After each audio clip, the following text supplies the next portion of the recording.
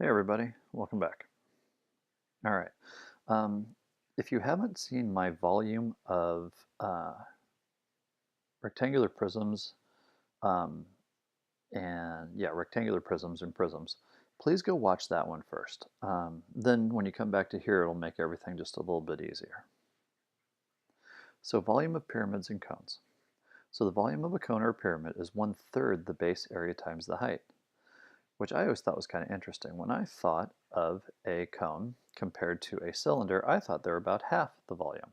Turns out they're 1/3 the volume. Talk to your teacher, because I don't have it here on the computer. They can actually do a visual display for you, so you'll realize that a cone is 1/3 the base times the height. Once you realize that, the math gets a whole lot easier. So what we've got here is the base in this situation is a circle, and the area of a circle is pi r squared. That's why the volume of a cone would be 1/3, the base is a circle, pi r squared, times the height. And if I had a pyramid, well, what's my base? My base is a square or a rectangle. So it would be 1/3, and then since it's a square or a rectangle, that's length times width. And then, of course, don't forget the height from the very bottom to the top of your pyramid. So how do we solve this one? Well, let's think about it. Boop. I've got 8, 8, so this is a square pyramid. And then I've got 12 for my height. So I go down to my formula. My length is 8, my width is 8, my height is 12. And I plug in. Now I could multiply all these together and then divide by 3, but I don't know about you guys. I have always found it easier to divide by 3 and divide by 3 and make that 4. 64 times 4 would have been a whole lot easier to get 256.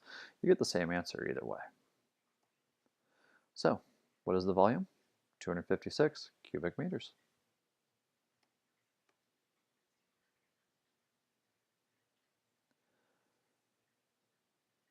All right, why don't you guys try one? All right, give it a shot.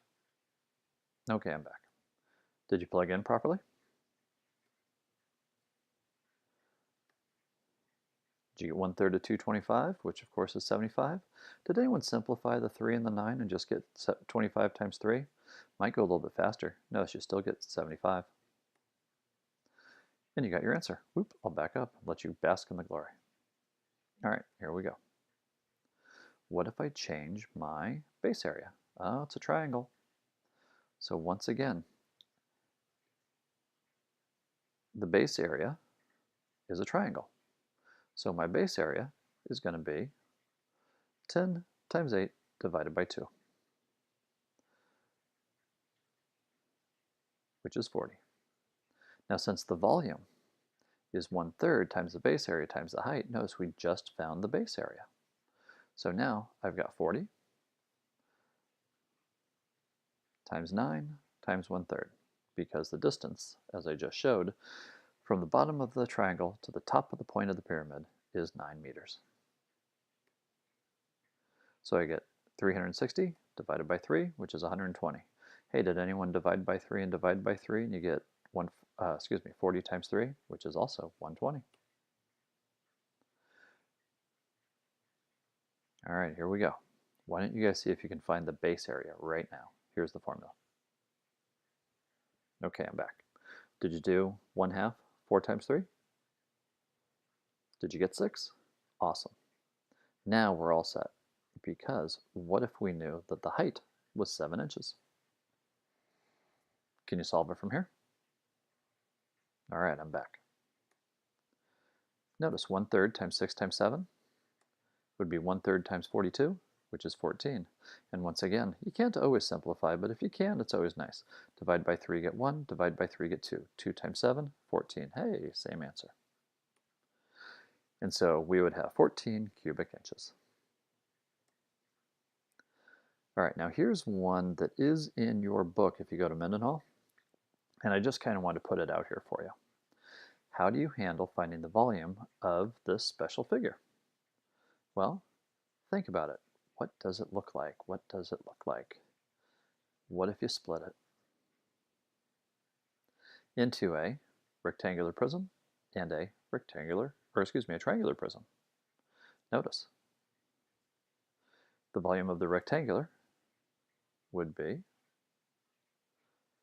the base times the height, 5 times 8 times 4, which gets you 160. And here we find the base, which is the triangle, which is 1/2, 2 times 5, which is 5 times 8, because the 2's simplify, right? And then I get 5 times 8, which is 40. So add those together, and you get your answer. The volume of that house would be 200 centimeters cubed. All right, you guys got any questions? Don't be afraid to ask your teachers. Once again, if you stay organized, these problems tend to get a lot easier. But if you try and do them in your head, ooh, you're in for big trouble. So you guys, have a great day. Talk to you later.